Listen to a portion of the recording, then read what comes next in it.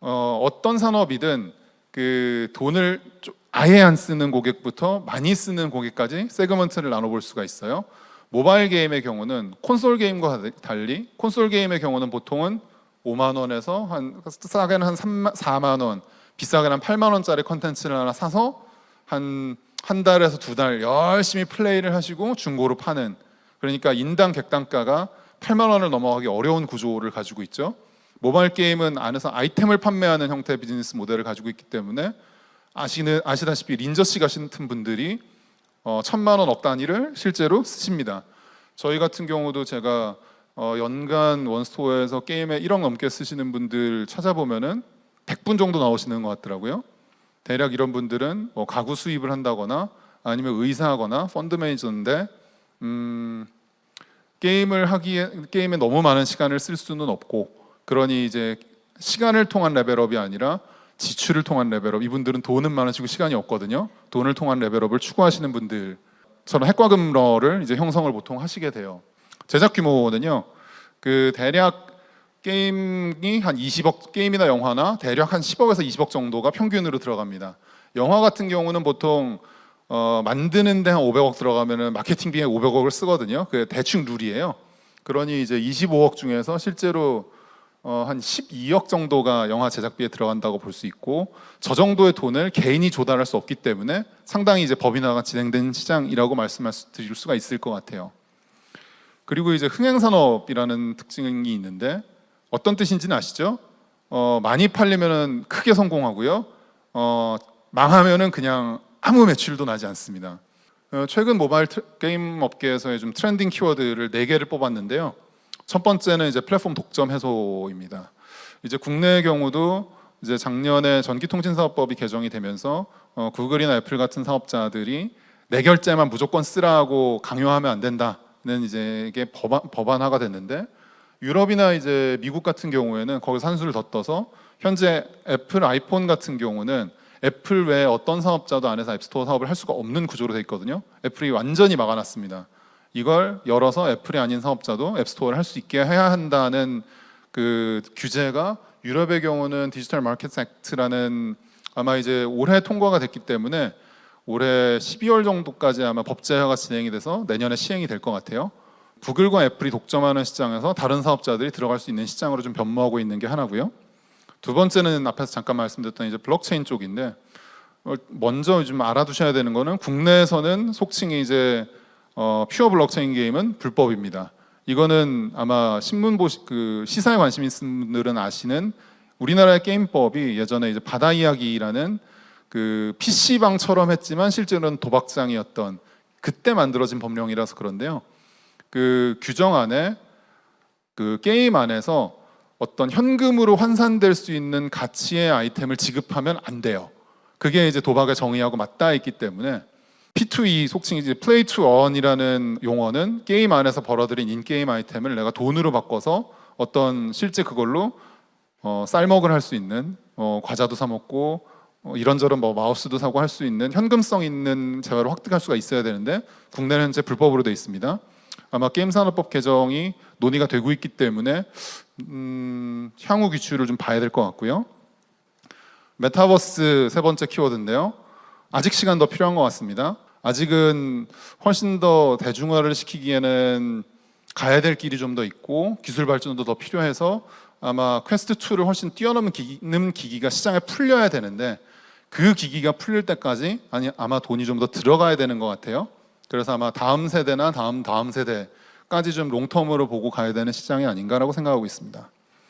마지막으로 이제 클라우드 게이밍인데, 최근에 이제 구글이 스테디아 사업은 공식적으로 그 철수를 선언을 했고, 아마 롱텀에서 봤을 때는 게임 IP 지적재산권이죠.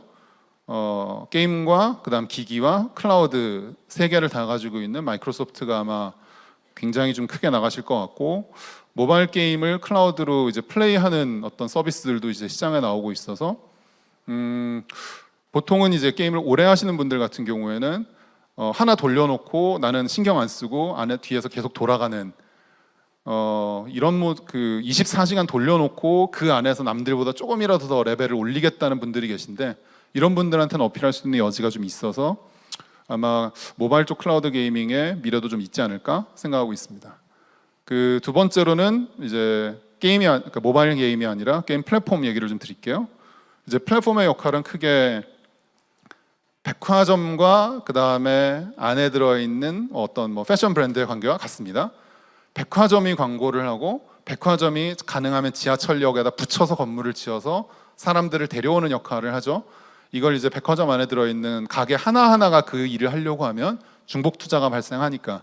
그래서 저희 같은 그 사업자들이 하는 일은 저희가 광고를 해서 사람을 모아오고 이 안에서 콘텐츠 창작하시는 분들이 수익화하실 수 있게 인게임 판매 SDK를 제공하고, 그리고 뭐 게임 등급을 등록해야 된다면은 등급 등록을 대행해 드린다든지 하는 편의를 제공하는 게 이제 플랫폼의 역할이고요. 대략 이제 플랫폼 산업에 좀 알아야 될 키워드를 좀 뽑아봤어요. 하나씩 말씀드릴게요.